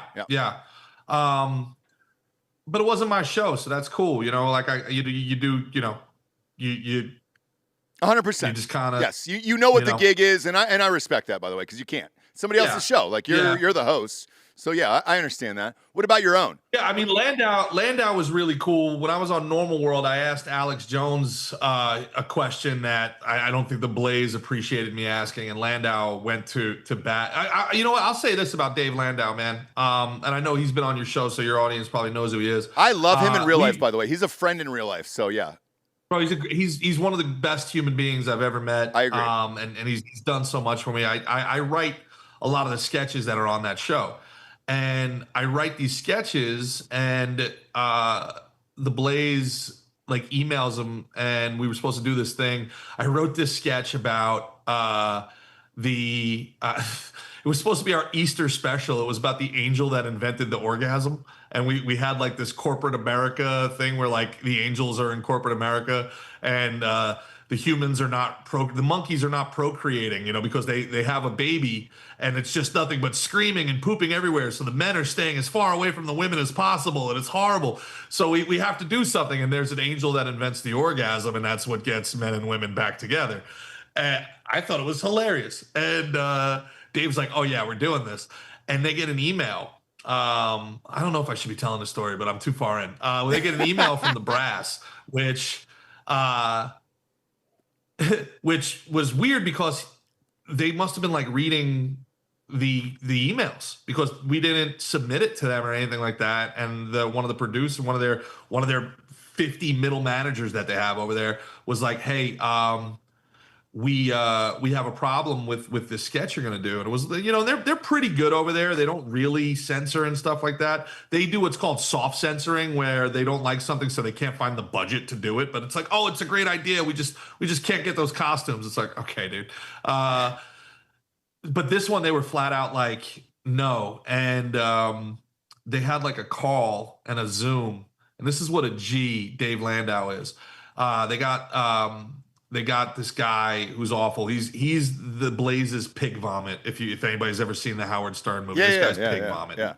He just exists to say no. And he's like, yeah, look, we just don't think this sketch is good for Glenn and Allie Beth's brand and blah, blah, blah, blah, blah. And it's just, we don't see the value in it. And Dave goes, no, look, I totally get it. Absolutely. And I look forward to having input on what Glenn and Allie Beth can talk about on their show. Holy shit. Wow. Which I was like, damn, Dave. Damn, son, what a line. What a line. Dude, he says it with such a deadpan that you have to take a second. Like, wait, what did he just say? Bro, that was cold. He was like, no, absolutely. I totally get it. And I look forward to having input on what Glenn and Allie Beth can talk about on their show. I was like, damn, dog. That's how you do that. Oh, that's how you say yes and let them know. Ooh, that was well done. Well done, dude. He's one of those guys. I told him this when he was on the show, where he's excellent at podcasts and he's also excellent at stand-up. And that guy can do anything, and he's just a really fucking cool guy in real life. And that delivery that he has is just so sarcastic, where you can hear his voice just going, oh, well, I look forward to hearing what Glenn and Allie can do on my show. And I'm like, oh my God, I can hear his voice in my mind delivering that line. And I'm sure they were stunned, because it always takes people a minute to be like, wait a minute, did I hear what I think I just heard? Dead silent. God, that's great. Yeah. And there's nothing better. I mean, is there anything better? Well, how can you get mad at him? He said yes. You win. Yeah. But I also look forward to being able to tell them what they can talk about. Oh, totally. Shit, fuck it. Since you're telling stories out of school here, I'll do the same. A couple years ago, I talked about this movie I just rewrote it was 2 years ago, for MGM. And I didn't say who or what or anything it was. It was for Willow Smith. So Willow Smith was the lead of this movie, and it was a teen high school comedy. And when I read it, I mean, everybody knows who Willow Smith is. It's the daughter of Will and Jada Pinkett. Will Smith and Jada Pinkett. It's definitely Jada's daughter. That we can be sure of. I know. But who the father, who knows on that one. And so I get this, who the original writer sends the scripts over, and I get the notes and all the other shit. And they were like, hey, just keep track of characters and blah, blah, blah. And I was like, all right, fine. Normal shit, right? Normal rewrite, everything else. I start reading it, page 1. Starts off in like Brooklyn, New York, black dad, white mom, mulatto kid, gay best friends, and then they move to, like, it's a fish out of water story of the fucking family. Check. Yeah, the dad lost a job in New York, and the grandmother passed away in Arizona, and they were taking over this house, and then they were gonna start living in this place in Arizona. And it was kind of the fish out of water between what it's like from a mulatto kid from Brooklyn moving to this, white suburban neighborhood in Arizona, right? And as I'm reading this, I'm like, oh my God, dude. All right, black mom, white dad, or whatever, switch it. Gay best friend. And then they get to Arizona. There was a trans friend at the school there that believed in what they were doing in this party that was going to happen and all this other shit. It was the first time that I ever had to make Post-it notes with black, white, trans, gay, straight, ends up with the gay girl. Because the one girl ended up with a gay girl, and they were gay at the end of it. And it was just like, I had to keep track of all of these races, colors, people's sexuality to where the end, man, even I was fucking confused, and I was just like, holy shit. And then anything that was remotely offensive to any one of those races or sexualities or whatever immediately got written out. When you get paid to do these gigs, you only get 3 rewrites and then you're done. And I remember the first one I turned in, the director was just like, I fucking love this. This is the movie I wanted to make. Thank you so much. And I go, don't thank me right now. I go, as soon as these studios come back with the studio comes back with notes, it was MGM. I go, as soon as they come back with notes, all of this is gone. It's all gone. And she was like, I don't understand. It's the movie I want to make. And I go, I know. And that's the movie I want to see, but it's got nothing to do with this bullshit. And sure enough, dude, it was all ripped out. And as the second draft went along, watered down more and more and more. And the director was dejected. Until it's completely and totally unwatchable propaganda dribble. Yep. No plot. Nobody overcomes anything. And yeah, by the way, everybody's a one-dimensional character. To your point at the top of the show, like my quote is high to rewrite a comedy script. Now, I wasn't even the first writer on this. It was somebody else. And then they had attached directors, producers, everything else. We all got paid. Instead of making this project, and Will Smith ends up slapping, homeboy at the Oscars or whatever it was, and the project gets canceled. They don't want anything to do with the Smith family and all that other shit. And you just wasted probably $1.5-2 million on something that will never see the light of fucking day, man. And that's the crazy part of it. So when you were talking earlier about spending money on things and everything else, and just making cool shit, that's where all the waste is happening. This is what's really happening on the inner side of this, and like the Netflix shit that's going on. None of it is surprising at all, because these are how these scripts even start now. And you're just like, holy shit, I can't keep track of all these people.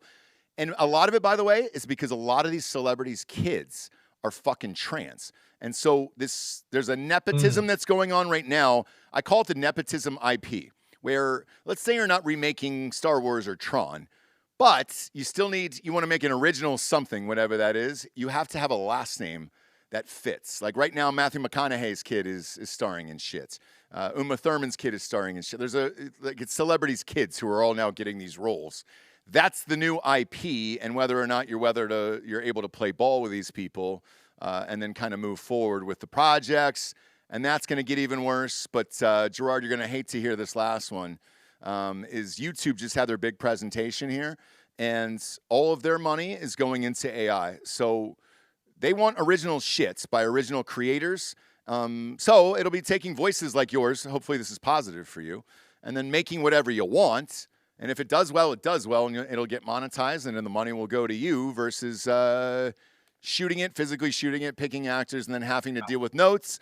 And, I'll ask you about that before we get out of here. How do you feel about that as a creator?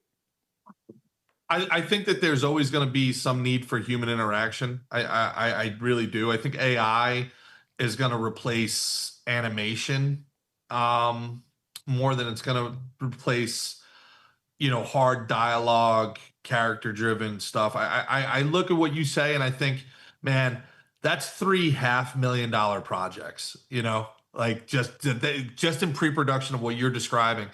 For a $500,000 project that could get everybody paid, 50 grand, you could do that thing in 4 months, and you could do 3 of those. That's a year, and everybody gets, 100 grand off of that. You can live off that. People get 3 different things to watch. And, the old rule with everything that you do as far as production is concerned, like 2 for them, 1 for you, right? You do 2 things you don't want to do so you can afford the 1 thing you want to do. And they're doing $1.5 million in pre-production because, like you're saying, nepotism. When a $500,000 movie, if it makes $1 million, $2 million, there you go. You got 3 more movies, man. I think the micro budget can come back as soon as somebody solves for distribution. As soon as somebody solves for distribution, the micro budget, the small budget, the sitcom, the movie, that's dialogue driven, the comedy comes back. And I think what we're gonna see, I know TikTok's looking to do this, and I think they're partnering with Netflix on this. And they're throwing some money at it. You remember Quibi? You remember what Quibi was? Yeah. It lasted about 3 days. Yeah, Quibi, but it was a great idea. It was smart. It was 15-minute movies. It was just Steven Spielberg stole $1 billion because what they should have done is Michael Bay films, hot chicks, explosions. Instead, they did these dimly lit, dialogue-driven dramas that nobody could hear or see on the subway. The idea was like, this is a movie you watch during the commute or something you watch while you're pooping.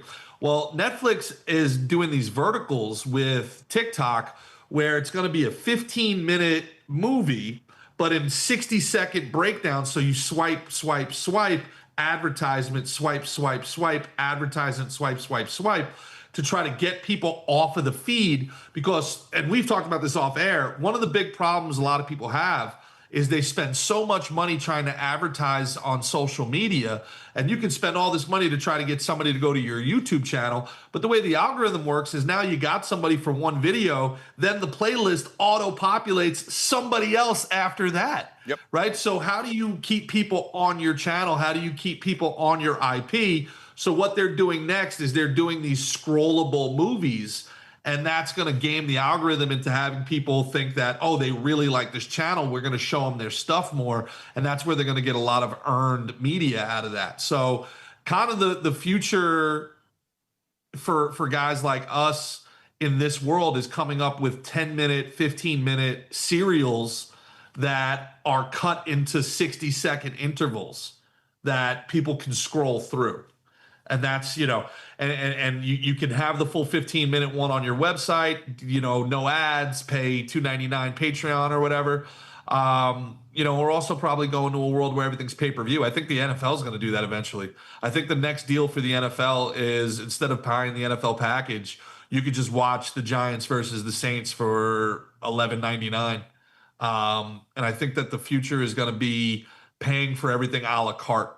So you'll get it for free in these 60-second intervals with all the different ads in between, or you pay the $1.99 to watch it, or you pay the $4.99 for unlimited access. And I think that that's the only way this works going forward for creators to have any sort of revenue stream. Well, it's interesting you say that because I got a meeting with Tubi coming up, and Tubi is the only free streaming platform right now.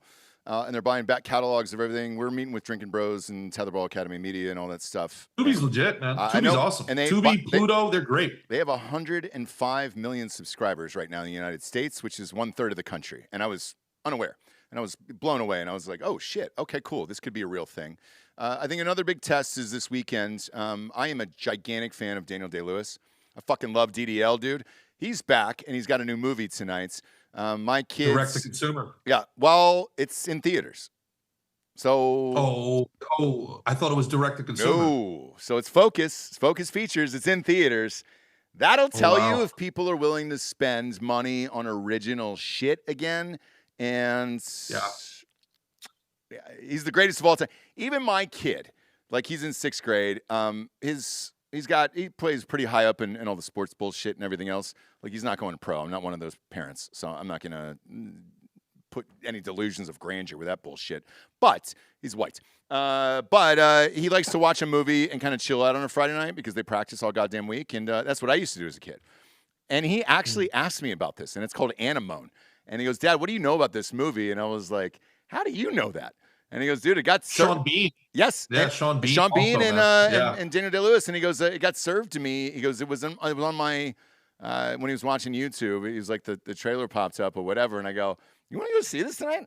I was like, I'm down. I fucking love Daniel Day-Lewis. I obviously didn't say fucking, but I was like, I love Daniel Day-Lewis. I was like, I'll see this. Do you want to see this? He's in 6th grade. And he goes, yeah, it looks pretty cool. And I was like, all right. Yeah, we'll go see this. So that's a cool kid. Wants to see a DDL movie well, in 6th grade. I think my kids hate AI shit, and like even my 7-year-old does. So like, and they know it. Like they know the difference. So maybe there is something to like everybody, this younger generation, real young, will pop out of it and just revolt and be like, man, I just want to see real people doing real shit and real movies. Like that was a stunner to me.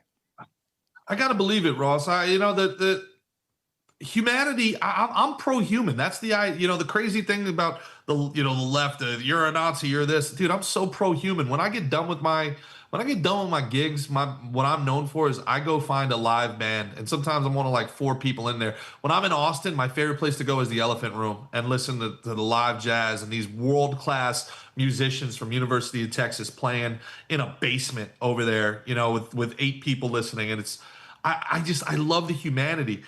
I love going to a cocktail bar and having a real mixologist make me a drink, man. You know, like make it. And you can, for half the money, you could shake up one of those buzz balls and have a cocktail. It's not that, it's the experience. It's the connection. Yeah. It's feeling something. This life is, you know, Alan Watts used to talk about it. You know, a life without art is not worth living, man. And AI can be art for sure. I think AI has its place. I'm not one of these like dystopian guys like AI is coming for all of us. I think, you know, there's still going to be a place where people want to sit in a room with other humans and feel a connection. And we want to make things, and we want to look at things other people have made. We've done it since we were Neanderthals looking at you know, shadow puppets through the fire on the cave walls. And this makes us feel more together, and it makes us feel like we're not alone in this human experience. And you know, again, I this is my clarion call, and I'll die beating this drum. Our side has to invest in culture. We've kicked the can on culture for too long, and your kid is going to watch movies, and I want to, you know, have people like your kid watching movies that have the values that I grew up on. I want them to watch movies where the husband is not an idiot, lazy guy, or, you know, you got two dads, right? You've got the Homer Simpson, the lush that doesn't do anything right, he's an idiot, or, you know, or you have the murderer who cheats on his wife, the bad guy. Those are your 2 dads. There, and that's not something like, there's never any more, there's no more noble father. I mean, they even struggle with Superman because, you know, hey, Superman's got to get beat up the whole time. We can't just have Superman saving the day. That's Superman, man. I just want to watch Superman like save the day. Can we do that? No. The woman has to lecture him on morality, and you know, his black friend has to be the voice of reason, and then he's got to get beat the crap out of him for 2 acts before he finally, you know, comes. It's like, come on, man. Come on. Can we just like, again, I keep saying Tommy Boy, like it's just, can a guy just figure it out? He just, like, I'll watch a movie of a guy just figuring it out. He finds a best friend, learns the value of hard work, and wins at the end. He saves his dad's company. He gets the girl, and I walk away feeling good. Right? Yeah. Like that's American propaganda, dude. When people like it or not, that's American propaganda.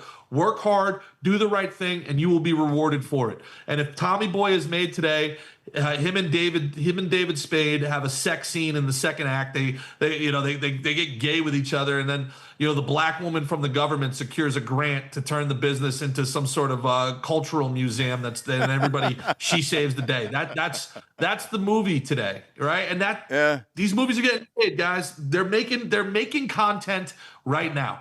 They are making things right now that your children are going to watch. We have got to get in the game and get back to family and relationships and all this other stuff, and let the good guy win.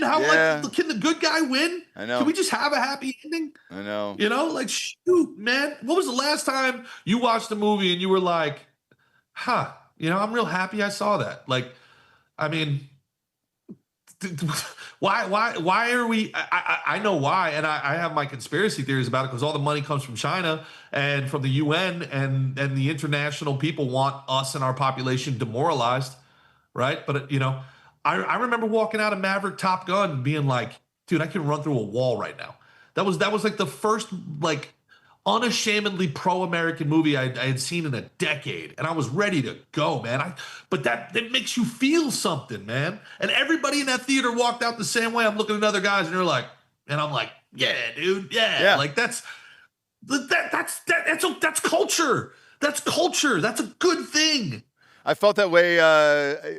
Stupid movie, but it was Twister. Like, even the remake of Twister with Glenn Powell.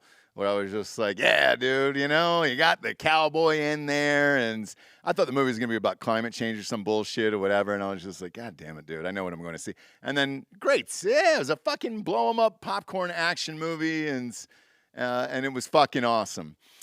Dude, thanks for being here today. Like, just as a friend. And Dan, I hope you're enjoying Disney World with your girlfriend and their family and the kids and all that other stuff. And my wife's at a wedding with her family. I'll be coaching all day tomorrow but I'll be with my family the entire weekend.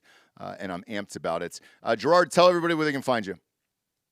Find me on all socials at Gerard versus Evil, GERARD.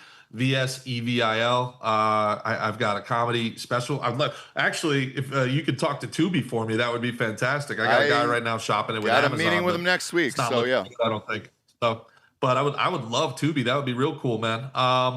But yeah, dude, you can see me at the Comedy Mothership next week. You can see me at Zany's with Dave Landau on Sunday. Love the Drinkin' Bros. It's crazy how many of you guys come out and support. I can't thank you enough. You guys are everywhere, and you're always the best guys in the place too. It's not just that you guys show up; it's that you guys are always awesome people, man. And you show up, you have a good time, you bring a great crowd. Love you guys. I appreciate you having me on as always, dude. And I think what you're feeling is you're right to feel it, dude. This is something that it's a wake-up call for all of us, and you're on the front lines, my man. You're on the front lines, and you don't have to be. I appreciate it. I just wanted to have a conversation with a homie today, and after hearing Theo's show and then with this, I was just like, man, that's why I hit you up last night after I saw your post, and I was like, do you just want to come on and fucking rap? I don't really give a shit how long the show goes or whatever, but I just feel like everybody's going through this right now, and there's this weird funk that is just kind of hanging over everybody, and it sucks. He was one of those guys where it shouldn't have been him. Usually it's the bad guy or whatever, but yeah.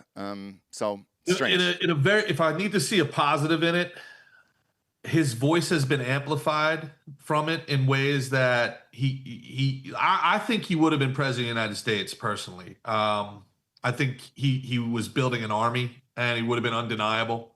But he's immortal now. And it's sad because we'll never know. We'll never know.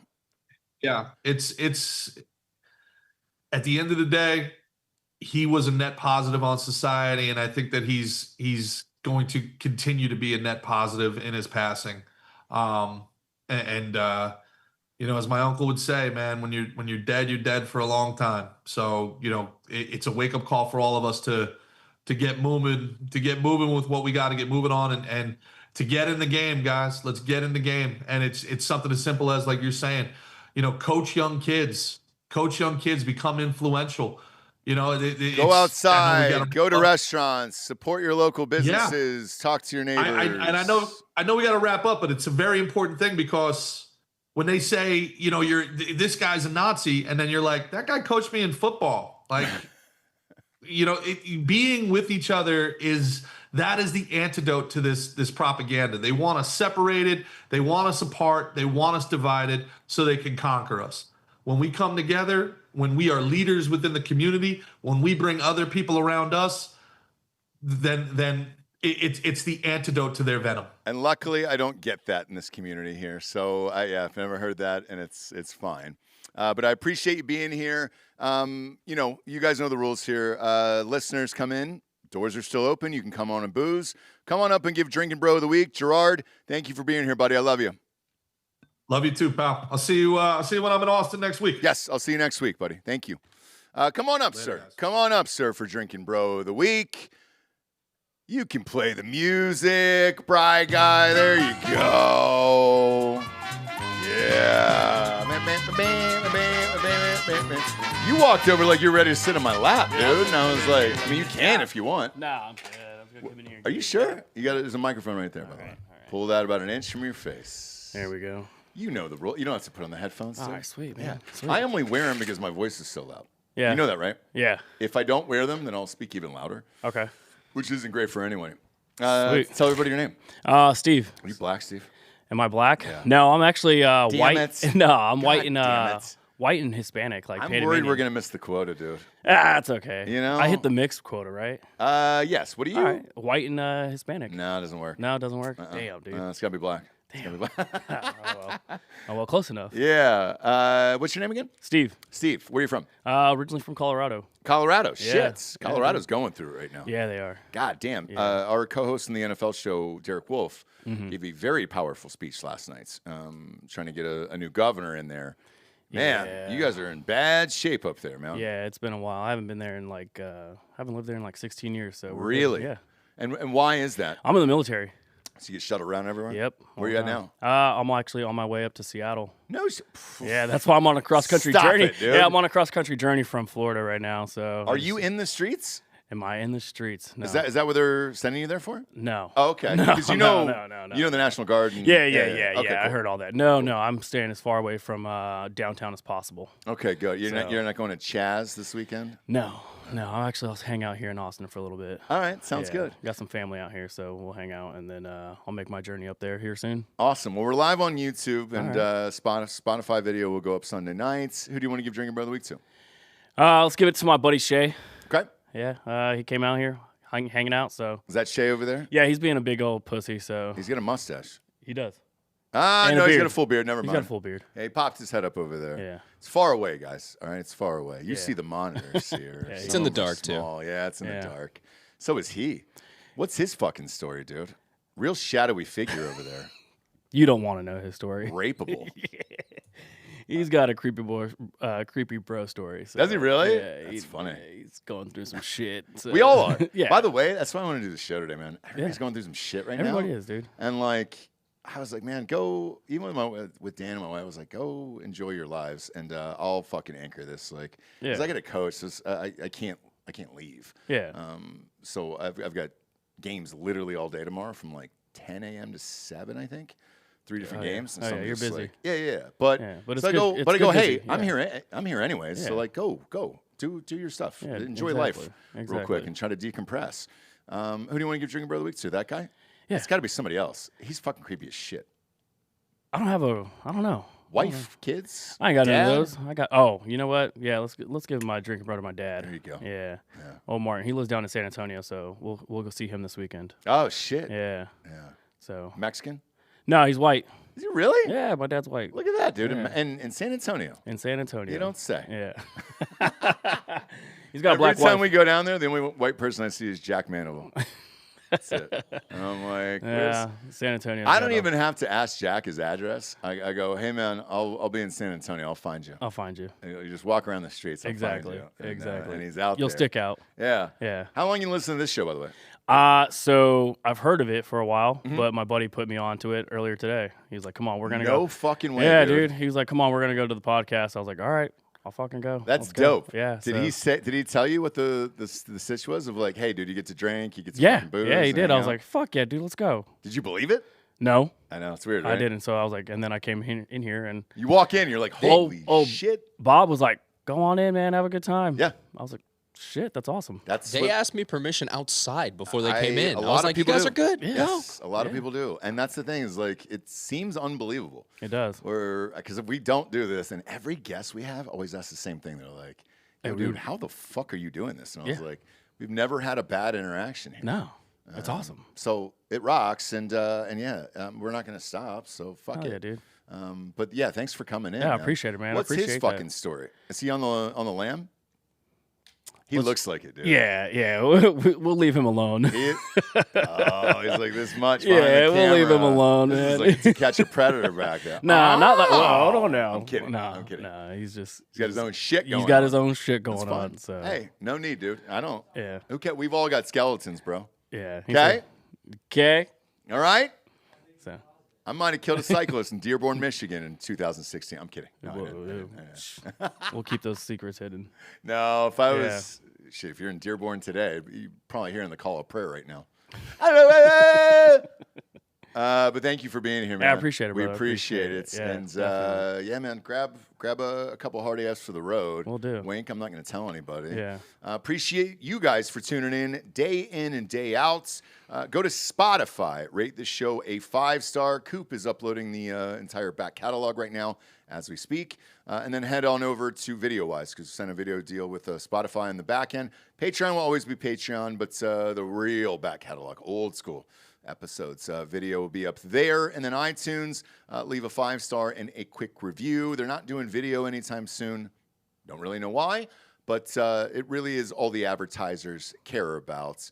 And you know what, dude? Just go out this weekend, enjoy your lives, find something cool to do. Shit. I know we were talking about college football and NFL and all that stuff earlier. Go to a game or a concert or whatever, man. We've got a ticket site, drinkinbrostickets.com. It's like $10 off of like StubHub. College football and NFL tickets are pretty cheap right now. Yeah. Unless your team is really good, then it's a different story. But most of you are living in cities that are normal, and just go outside. Meet people, hang out with people, have some drinks with people. That's why we do this. And hopefully, if you're out there and you're going through something tough or whatever, like we were talking about at the top of the show today, this will be a break in the action for a little bit, and then we can go back to the bullshit. Any verdict on that Diddy thing, Bob? No, I haven't seen it yet. Nothing in, huh? They're going to drag this bullshit out till 5, aren't they? Yeah. All right. I'm still going to live by that. You know I don't miss on these shows. Give me, if my bookie, they don't have a year on that. I wish they did. Give me 5 to 7 for Diddy on mybookie.com. Like, that's what I think. I agree. I really do. Yeah. I think they hate him. I do too. It's New York, like you said. Well, and let's face it, after what we saw, He's a bad dude. he's not a good Yeah, dude. he's a So bad it's dude. like, I don't think anybody's going to have a problem with it, to be honest with you. So, yeah. Even though he's not here, for D'Anthony, Hollaway, I'm Ross Patterson. This